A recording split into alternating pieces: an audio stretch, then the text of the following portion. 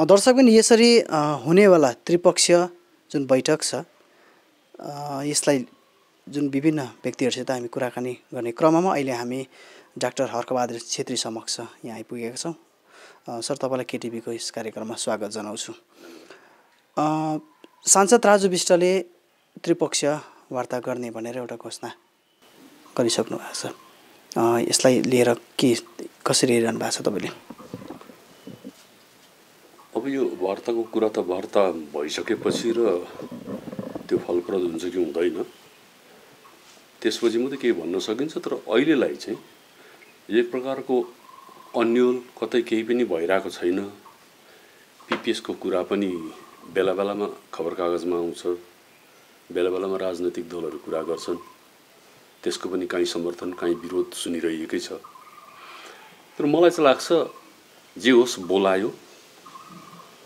अब त्यो बोलाएको ठाउँलाई आफ्नो पक्षमा बनाउनुको लागि कस्तो टिम बनाएर जान्छन्, के कुरा गर्छन्, त्यो माथि निर्भर गर्छ।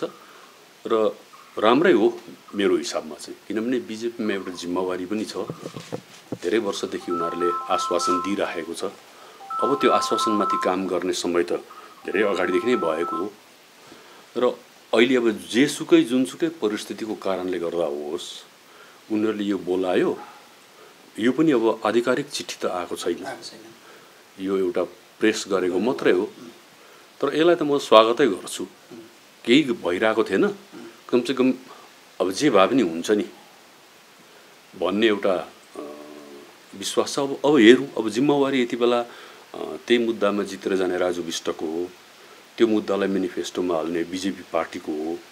अब उनीहरूले आफ्नो धर्म सम्झिन्छ र धेरै वर्षदेखि यहाँबाट समर्थन मात्रै पाइरहेको छौँ, तर गर्नु चाहिँ केही गरेको छैनौँ हामीले भनेर एउटा दायित्वको भावना उनीहरूको मनमा आउँछ र यो गोर्खाहरूलाई साह्रै अन्याय भयो, अब केही गरिदिउँ भनेर सम्झिन्छ भने त्यो राम्रो कुरा हो।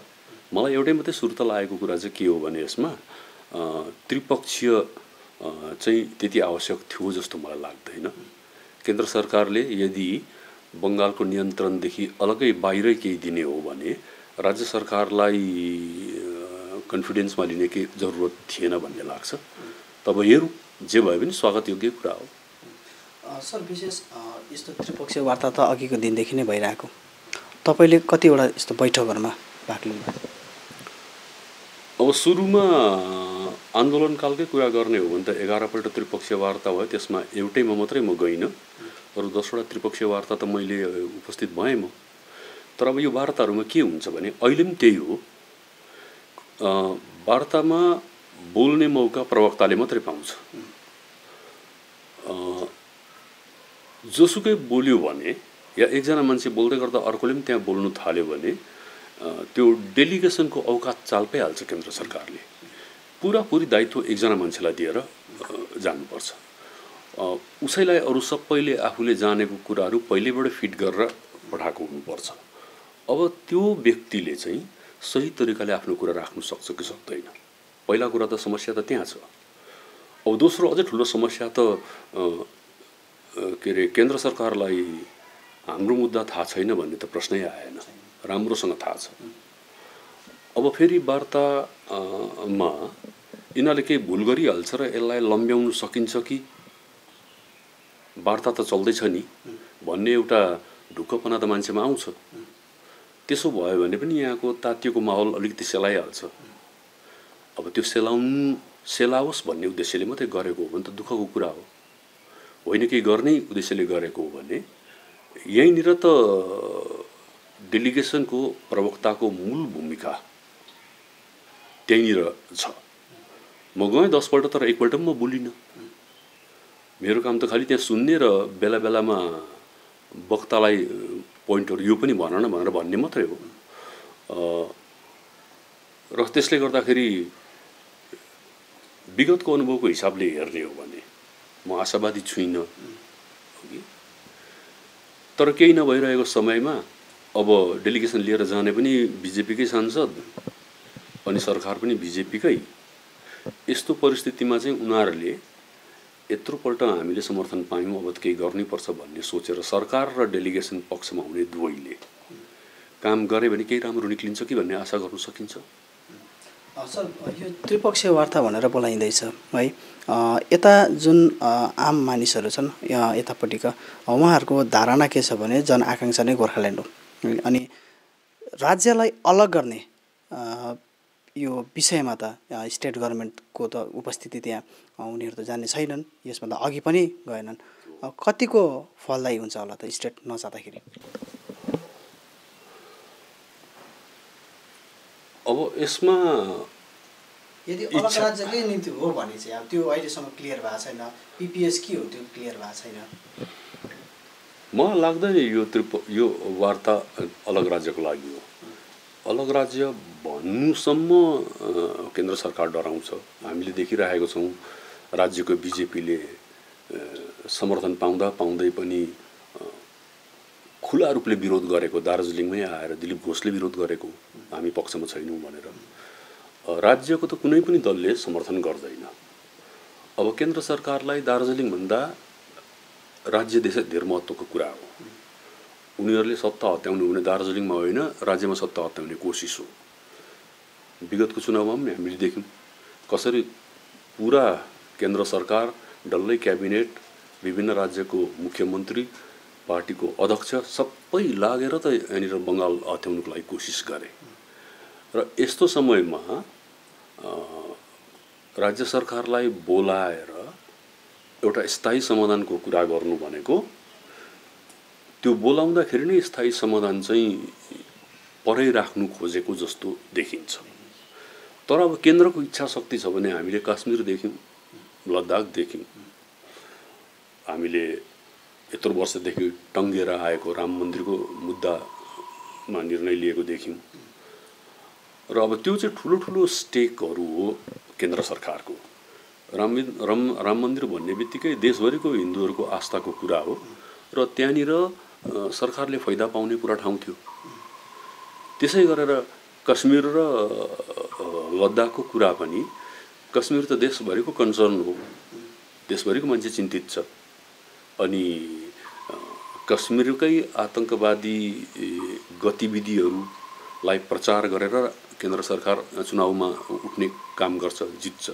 गर्दा कश्मीर चाहिँ देशकै निम्ति एउटा मुद्दा, देश मात्रै नभएर अब बेला बेलामा पाकिस्तानले युनाइटेड नेसनमा पनि उठाउने कोसिस गर्छ, अन्तर्राष्ट्रिय मुद्दा पनि भयो। त्यो तुलनामा हेर्दा दार्जिलिङमा त्यस्तो स्टेक के छ? त्यस्तो केही पनि छैन। र यहाँ चाहिँ निर्भर गर्छ पुरापुरी बिजेपी सरकारको इच्छा शक्तिमाथि। उनीहरूले चाह्यो भने पर्मानेन्ट सल्युसन दिनु सक्छ। छोडिदिउँ त अलग राज्य उनीहरूले सकेन अरे। यहाँको मान्छेहरूको माग अहिले गोर्खाल्यान्ड भन्नु पनि नसक्ने त भएको छ दलहरू। कोही छैटौँ अनुसूची भन्दैछ, कसैले इन्डियन टेरिटोरी भए पनि हुन्थ्यो भन्दैछ। कतिजनाको मुखबाट सुन्दैछु बोर्डर टेरिटोरियल काउन्सिल। अनि त्यसलाई अझै भङ्गाल्नुको लागि नर्थ बेङ्गालको कुरा पनि बिचमा उठ्यो। र अब यो सबैले चाहिँ यसपालि चाहिँ कमसेकम हामी आशावादी छौँ। यसपालि चाहिँ कमसेकम बिजेपी सरकारले आफ्नो राजनैतिक इच्छा शक्ति देखाएर राज्य सरकार उपस्थित भए पनि नभए पनि उनीहरूले निर्णय लिन चाह्यो भने निर्णय लिन सक्छ। र त्यो निर्णय चाहिँ स्थायी राजनैतिक समाधानको नाममा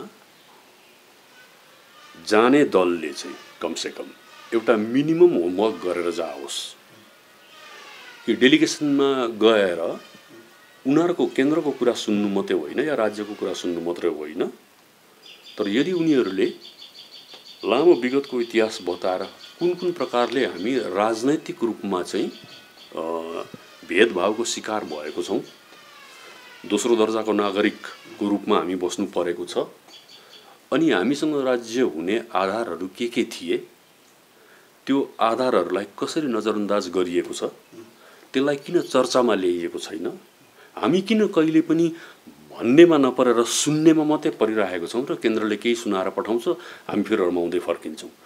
त्यो परिस्थिति योपालि परिवर्तन गर्नु सक्ने प्रकारको तयारी गरेर जानु पर्यो। शक्ति गुरुङले भनिरहेका छन् कि जुन यो डेलिगेसन छ यसको प्रतिनिधित्व गैर राजनैतिक एउटा संस्थाले गर्नुपर्छ भनेर। सही हो सर?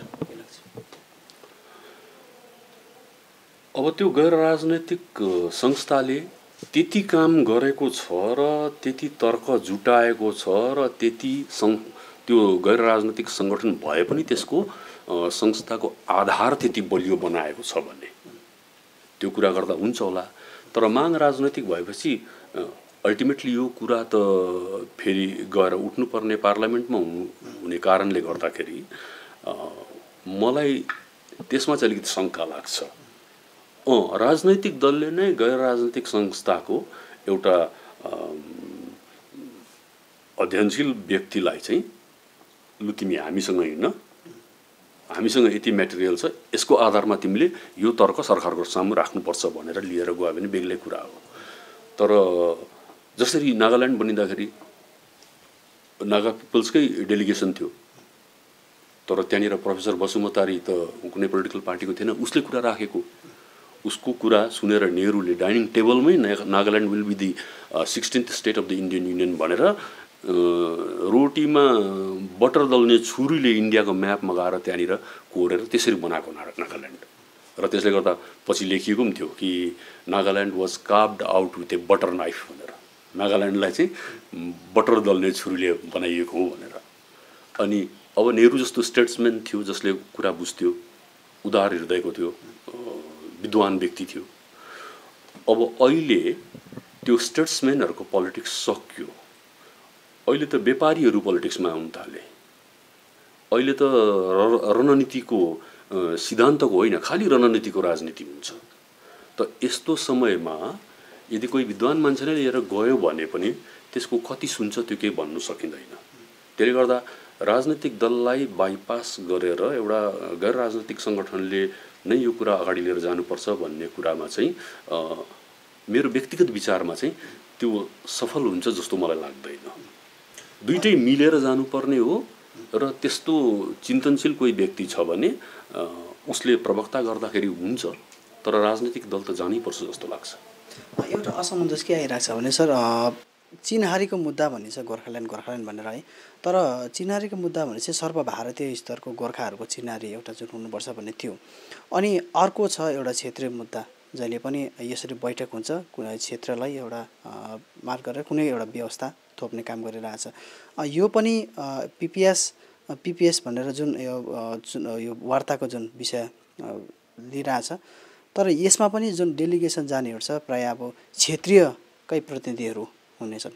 राष्ट्रिय स्तरको जुन माग छ, राष्ट्रिय स्तरको है समग्र भारतभरिको, तर यसरी डेलिगेसन टिम जाँदाखेरि चाहिँ क्षेत्रीय प्रतिनिधि भएर जान्छ भनेपछि हेर्दै जाँदा यो वार्ताहरू हुँदै जाँदा यो वार्ताहरू जुन अब आइरहेछ यो कता न कतै केवल क्षेत्रीयको एउटा जुन समाधानको निम्ति मात्रै गरिएको वार्ता जस्तो लाग्दैन सर तपाईँलाई? होइन, यो सुरुदेखि नै त्यस्तै थियो नि।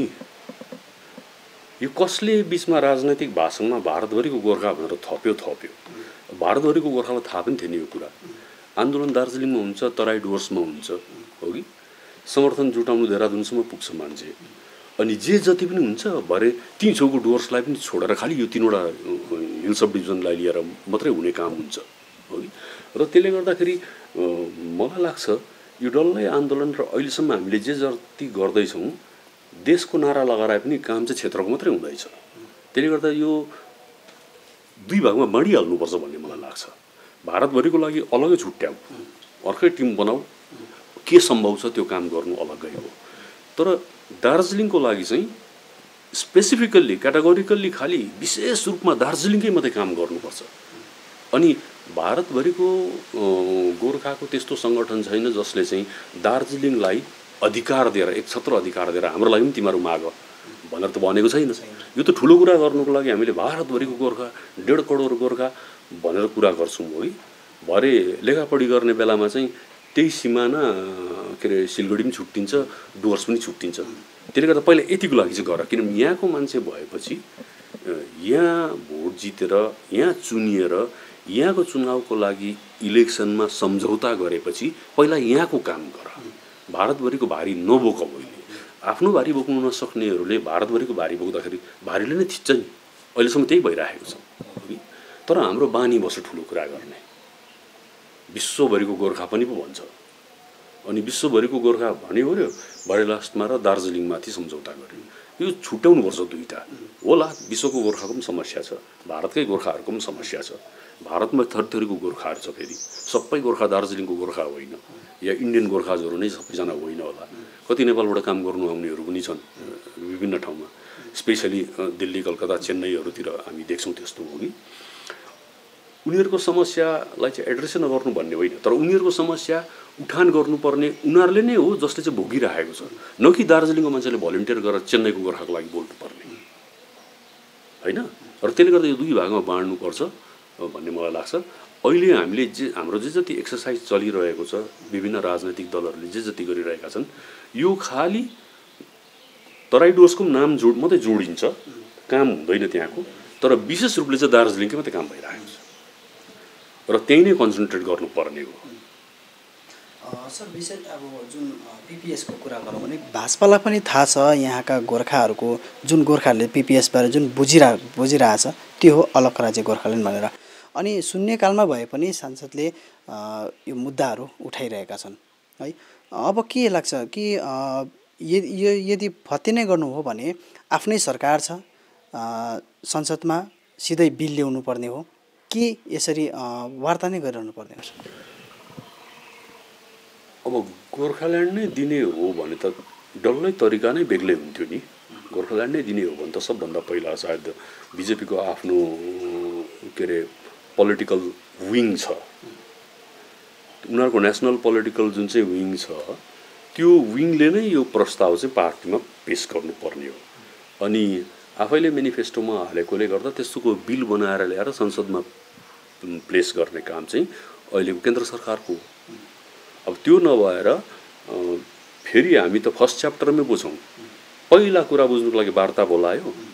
अब आज बिजेपीसँग हाम्रो सम्बन्ध भएको 12 वर्षपछि पनि फेरि कुरै बुझ्नु वार्ता बोलायो भने त त्यो त दिनुको लागि हो जस्तो मलाई लाग्दैन। तर अब हामी के गर्न सक्छौँ, हाम्रो के औकात छ?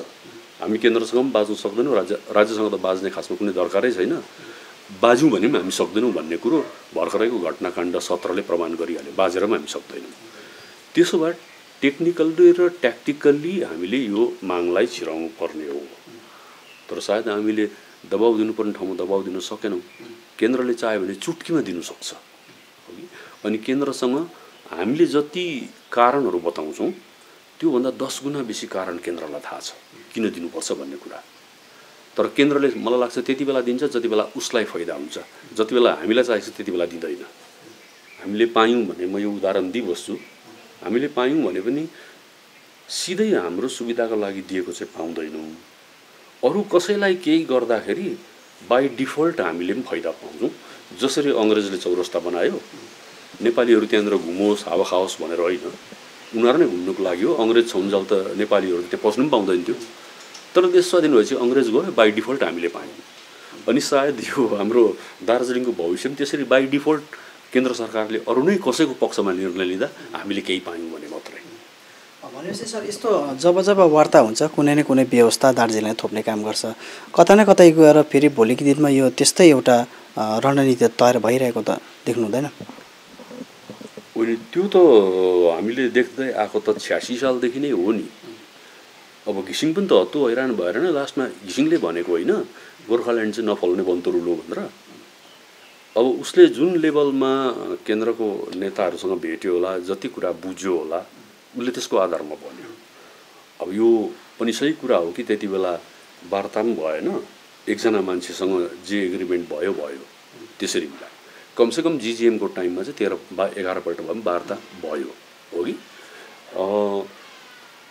अब एउटा माग दिनु केन्द्र सरकारलाई थाहा छ भने 11 पल्ट वार्ता किन गर्नु? त्यो वार्ताको प्रोसेस सुरु भएपछि नै यो चाहिँ अब ढिल्याउने प्रोसेस हो, थकाउने प्रोसेस हो भनेर बुझिहाल्नुपर्छ। र अहिले चाहिँ मलाई लाग्छ अब यो रणनीति त छँदैछ। मैले बिचमा यो जब उत्तर बङ्गालको कुरा निक्ल्यो त्यसै त गोर्खाहरू पिपिएस भनेको गोर्खाल्यान्ड नै हो भन्ने एउटा, मिनिमम पनि 6 सेड्युल हो भन्ने अर्को, युनियन टेरिटोरीसम्म भयो भने हुन्छ भन्ने अर्को थियो। त्यसमा एउटा फेरि नर्थ बेङ्गाल भनेर फेरि थप्थ्यो। अन्त यिनीहरू चाहिँ बहसमा व्यस्त रहोस्, के एउटा नयाँ चिज फ्याँकिदिउँ। अनि त्यो बहसमा के चाहिँ हो भन्ने कुरोमा माग्नेहरू एक मतमा आइसकेको छैन यो हो भनेर। भनेपछि वार्तामा त्यो एउटा कुरा हुन्छ। माग्नु जानेहरूले एक स्वरमा एउटा चिज माग्छ गर्दा कमजोरी त तिनीहरूसँग भन्दा पनि बेसी त हामीसँगै छ भन्ने देख्दैछु। पहिला चाहिँ कमसेकम इन हाउस डिस्कसन भएर हामी यति कुरा गरौँ, यहाँदेखि चाहिँ 1 इन्ची पनि यताउता नजाउँ र यो हो भने हो, होइन भने वार्ता सफल भएन भनेर फर्कौँ भन्ने आँट राख्ने खालको र भन्ने ज्ञान राख्ने खालको र त्यतिको अनेस्टी इमान्दारिता राख्ने खालको टोली चाहिँ जाओस् यो पालि चाहिँ। त्यसले गर्दा सर तपाईँले अघि भनिहाल्नु भयो घिसिङले नफल्ने वनतरुल गोर्खाल्यान्डलाई भनिसकेका छन्। तपाईँको पनि एउटा बयान आउँछ इन्द्रको बहुत चन्द्रले पनि गोर्खाल्यान्ड ल्याउन सक्दैन भनेर। यो निकै विवाद पनि भइरहेको कुरा विशेष आइ पनि रहन्छ सर। यो फिकल माइन्डेड हाम्रो यहाँको जनता नि यहाँको राजनीति गर्नेहरूको फिकल माइन्डेडनेस हो। यो मैले कति बेला भनेको थिएँ भने जति बेला त्रिपक्षीय वार्ता चल्दै थियो र इन्टरिम एरेन्जमेन्ट दिने भन्ने कुरा चल्दै थियो त्यति बेला मैले के भनेको थिएँ भने एकै खेपमा गोर्खाल्यान्ड ल्याउँछु भन्ने कुरो चाहिँ इन्द्रको बाउ चन्द्रले पनि सक्दैन भनेको थिएँ। यो स्टेज वाइज जानुपर्छ भनेको थिएँ। तर यहाँ पाहाडको राजनैतिक दलहरूले एकै खेपलाई चाहिँ खाइदियो तिनीहरूले आफैले। तिनीहरूले यस्तो पाराले प्रचार गर्यो हर्कबहादुरले चाहिँ खालि इन्द्रको बाउ चन्द्र आयो भने पनि हुँदैन भनेर भन्ने पाराले प्रचार गर्यो। अब राजनैतिक दलमै यति बैमानी छ आफ्नो राजनैतिक फाइदा र सुविधा र अर्काको छवि बिगार्नुको लागि चाहिँ त्यो स्टेटमेन्टबाट कतिवटा शब्द निकालेर भन्छ। अहिले पनि हिमालय दर्पणमा छापिएको त्यसमा एकै खेपमा गोर्खाल्यान्ड ल्याउँछु भन्ने कुरा चाहिँ इन्द्रको बाउ चन्द्रले पनि सक्दैन भनेर भनेको मेरोमा छ हिमालय दर्पण। कसैलाई प्रमाण चाहियो एकै खेप चाहिँ काटिदियो, त्यो एकै खेप चाहिँ काटिदियो भन्नेहरूले प्रचार गर्नु उनीहरूलाई सजिलो। त्यसो भन्दा चाहिँ दोष लाउन सकियो। यो विरोधमा छ भन्नु सजिलो भयो। सर हालै एउटा नयाँ समीकरण तयार पहाडमा नयाँ समीकरण तयार हुँदै गरेको कुराहरू अघि आइरहेछ। नयाँ राजनैतिक पार्टी है नयाँ नामको एउटा जुन अब सुरु हुन्छ भन्ने एउटा कुरा चर्चा चलिरहेछ। अनि त्यसमा त्यो पार्टीमा समग्र बौद्धिक जमात अनि जति पनि अहिलेका पार्टीका शीर्षस्थ नेताहरू है प्रतिनिधिहरू त्यो पार्टीमा समावेश हुन्छ भन्ने कुराहरू अघि आइरहेछ। त्यो नामहरूमा नै तपाईँको नाम पनि जोडिरहेछ के सही हो सर? अब यो यस्तो हो नि मेरो नाम भनेको कुनै समान होइन कि कसैले मेरो घरबाट चोरेर लगोस् र त्यो पनि उसैकोमा छ भनेर भन्ने होइन। अब त्यो बनियोस् त्यसको बादमा त्यो नाम अब त्यो पार्टी कस्तो हुन्छ त्यहाँ को छन् भन्ने कुरो स्पष्टै जनताले देखिहाल्छ नि। मैले पनि सुने मलाई पनि आयो यस्तो कुरा। अन्त मेरो कोसँग गुप्त बैठक भएको भन्ने कुरा पनि आयो। अन्त मैले एउटा प्रश्न सोध्नु चाहिँ भुलेँ आज तिम्रो च्यानलबाट भन्दैछु। मेरो त थुप्रैवटा गुप्त बैठक भइसकेको छ। अब तृणमूलसँग भएको गुप्त बैठक मान्छेलाई थाहै छैन रहेछ, भाजपासँग भएको गुप्त बैठक थाहै छैन रहेछ है, काङ्ग्रेससँग मेरो गुप्त बैठक हुनेवाला छ। अन्त यो गुप्त बैठकको त म यति एक्सपर्ट भएँ कि अब त कुनै दिन मौका पाएँ भने अमेरिका गएर बाइडेनसँग पनि एउटा गुप्त बैठक गरौँ भनेर सोचिरहेको छु। हुन्छ सर हामी अन्तिममा आउँदैछौँ है। कतिजनाले भनिरहेका छन् जुन अब यो त्रिपक्षीय वार्ता जुन हुँदैछ डेलिगेसन जाने टिममा हर्कबहादुर छेत्री पनि भए राम्रो हुन्छ भन्ने कुरा अघि आइरहेछ। चिठी आउला सर तपाईँलाई? अब यसमा चाहिँ म मान्छे अब एक सेक्सनले त्यसो भन्छ भने अर्को सेक्सनले त्यो मान्छेको चाहिँ गन्ध पनि पर्नु हुँदैन भनेर भन्ने सेक्सन पनि हुन्छ त्यहाँ। अन्त म त सुझाव दिन्छु यो जाने टोलीलाई हो कि चाहिँ सबै कुरो जान्ने मान्छे लैजाऊ। म जान्दिनँ सबै कुरो, हेरेर सबै कुरो जान्ने मान्छे लैजाऊ कि चाहिँ लैजाऊ भन्नाले बोल्ने बनाऊ। लिएर मात्रै जान्दा फेरि लगेर बिगार्नु मात्रै हो नि।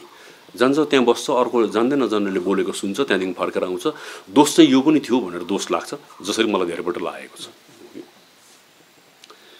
कि चाहिँ सजिलो तरिका केही नजान्ने मान्छे लिएर जाऊ, त्यसले नबोलोस्। हाम्रो माग चाहिँ गोर्खाल्यान्ड मात्रै भन्नुहोस्, अरू केही पनि नभन्नुहोस्। अरू यताउताको आर्गुमेन्टमा चर्चाहरूमा होइन हामीलाई त जनताले त समर्थन गरेको गोर्खाल्यान्डको लागि हो, त्यहाँदेखि मुनि त हामी केही पनि बात गर्न सक्दैनौँ। त्यति बेला एक किसिम कुरा भन्छ केन्द्र सरकारले, तर सुन्यो मात्रै। हाम्रो चाहिँ अन्तिम यही हो, पब्लिकले दिएको म्यान्डेट हो अलग राज्यको लागि। त्यहाँदेखि उता चाहिँ हामीलाई बात मार्ने अधिकार छैन भनेर आऊ कि चाहिँ। हुन्छ सर अन्तिम प्रश्न। केही दिन अघि आवागोलीका महासचिव एसपी शर्मा आमरण अनसन बस्नुभयो। जस्तो उताबाट राजु विष्टको बयानहरू आयो, यता हामीले गर्दाखेरि उहाँले बोल्नु कर लाग्यो भनेर अनसन पनि उठाइयो। तपाईँ त अनसन स्थलमा पनि पुग्नुभयो। एसपी शर्माको दबावमा आएर राजु विष्टल बोलेको होला, भाषा बोलेको होला। अब उनीहरूले भन्नु मान्दैन, स्वीकार गर्नु मान्दैन, तर अब म त देख्दैछु त्यो निश्चय पनि हो। किनभने त्यसरी आमरण अनसनै बसिहालेर कसैले चुनौती त्यसरी दिने आँट गरेको थिएन, हो कि। र अब यहाँ त बाघ कराउनु र बाख्रा हराउनु जस्तै, या चितुवा कराउनु र बाख्रा हराउनु जस्तै भयो नि त। यो त एसपी शर्मा बस्नु, 6 दिन पुग्नु, उहाँबाट ठिकै उनीहरूले वार्ताको कुरा तयार गर्नु भनेको मतलब दबाउ त हो। किनभने मानिलिउँ यदि अनदेखा गरेको भए, एसपी शर्मा त्यत्तिकै भोक हडतालमा बसेर उसलाई केही भइहालेको भए, गोर्खाल्यान्ड ल्याउँछु भनेर चुनाव जितेर सांसद भएर जाने व्यक्तिले गोर्खाल्यान्डको लागि एउटा मान्छे आमरण अनसन बसेर प्राण उत्सर्ग गर्दासम्म केही गरेन भन्ने एउटा नराम्रो दोष चाहिँ सांसदलाई मात्रै होइन, डल्लै बिजेपी पार्टीले लाग्ने थियो। यति कुरा त उनीहरूले पनि बुझ्छ नि। र यो दबाउले काम गर्यो मेरो हिसाबमा चाहिँ, जसले जेसुकै भनोस्। यो त सुनियोजित हो भन्ने प्रकारको कुरा पनि आइरहेछ। किनभने जतिवटा बुँदा राखिएको थियो उनको माग, त्यो मागमा एउटै पनि कुरामा बयान चाहिँ आएन भन्ने कुरा अघि आइरहेछ। अब त्यो जम्मै बुँदाहरूलाई समग्रमा मिलाएर त वार्तामा कुरा हुन्छ होला नि त। उसले कमसेकम बाटो त खुलियो नि त, दैलो त खुलियो। जस्तै त दैलो भन्थ्यो। अब त्यहाँदेखि उता सुनियोजित चाहिँ कसले गर्छ कि बिजेपीसँग एसपी शर्मा मिलेको भन्नु खोजेको। यो सुनियोजित भन्नाले माने एक्सप्लेन गर्नु सक्नु पर्यो नि, सुनियोजित चाहिँ कसरी भयो। कि एसपी शर्मा मिलेको थियो, म यो सोध्छु, तिमीलाई र म आमरण बस्छु, तिमीले गएर त्यहाँ वार्ता डाक। अब त्यो सब गरिबस्नुपर्ने दरकार भाजपालाई के थियो। किन भाजपा र भारती शर्मा पट्टिको गोर्खा लिगको त यो अघि कुनै साँठगाँठ सुनिएको थिएन भन्ने, यसलाई कसरी सुनियोजित भन्ने। त म चाहिँ भन्छु यो सब राजनीतिदेखि चाहिँ अलिकति माथि हुनुपर्छ। कसलाई दोष लाउने, एकजनाले कमसेकम भोक हडतालमा बस्यो त्यसलाई कसरी अलिकति तल झारेर देखाउने, त्यो काम नगरेर यति बेला जे भए पनि वार्तामा बोलाएको छ, यति बेला तिम्रो बेस्टलाई लिएर जाऊ, राम्रोसँग कुरा राख। यो भोटै पछि फेरि गोर्खाल्यान्डको दाबी उठ्ने, फेरि आन्दोलन हुने, मान्छे मर्ने, विकास रोकिने, यो जम्मै चिजहरूदेखि पार पाउनुपर्छ। अब माने गोर्खाहरूले पाहाडले पनि पार पाउनुपर्छ। यसले कसैलाई पनि भलाइ गरेको छैन। 2-4 जना मान्छे यो नारा लगाएर नेता हुन्छ, सांसद हुन्छ, विधायक हुन्छ, आम जनताको लागि केही पनि भएको छैन। आम जनताको लागि केही हुनु हो भने चाहिँ जे दिन्छ हामी यहाँदेखि उता दिनु सक्दैनौँ भनेर भन्नुहोस् न, लु जिटिएमै भन्नुहोस् न भाजपाले, तर स्पष्ट शब्दमा भन्नुहोस् यो सम्भव छैन भनेर। त्यसो भए अरू विकल्प खोजेर अरू तरिकाले मान्छेले काम गर्न थाल्छ। अब दिन्छु भनेर पनि देखाउँछ, भोटको समयमा हामी यो माग पक्का दिन्छौँ भनेर भन्छ, चुनाव सकेपछि फेरि त्यसैको पछाडि मान्छे धाउँदा धाउँदा धाउँदा काम हुँदैन, अर्को चुनाव आउँछ, फेरि अर्को नयाँ अनुहार भएको मान्छे आउँछ, फेरि त्यही नारा फेरि चम्केर आउँछ। अनि त्यो कहिलेसम्म चल्ने यस्तो? अब यो चाहिँ जनताले पनि बुझ्नुपर्छ यो कुरा चाहिँ। र यसपालिको टोलीमा राम्रो मान्छेहरू जाउन्, जे भए पनि वार्ता सुरु भएको छ, राम्रो रिजल्ट निक्लोस् भन्ने हामी शुभकामना दिन्छौँ। जो जाओस्, तर यति चाहिँ याद राखोस् कमसेकम कि सक्दो राजनैतिक, आर्थिक, सांस्कृतिक यो तीनवटा निर्णय लिने छुट चाहिँ त्यो व्यवस्थालाई हुनुपर्छ जुन व्यवस्था आउँछ। राजनैतिक सुरक्षा, आर्थिक स्वाधीनता, सांस्कृतिक स्वाधीनता, त्यो सँगसँगै कमसेकम पहाडलाई चाहिने खालको जुन नियम कानुनहरू छ त्यो बनाउने अधिकार चाहिँ फेरि नवान्नसँग नजोडियोस्, पहाडले नै बनाउन सकोस्। त्यति नै त हो। त्यति भइगयो नि।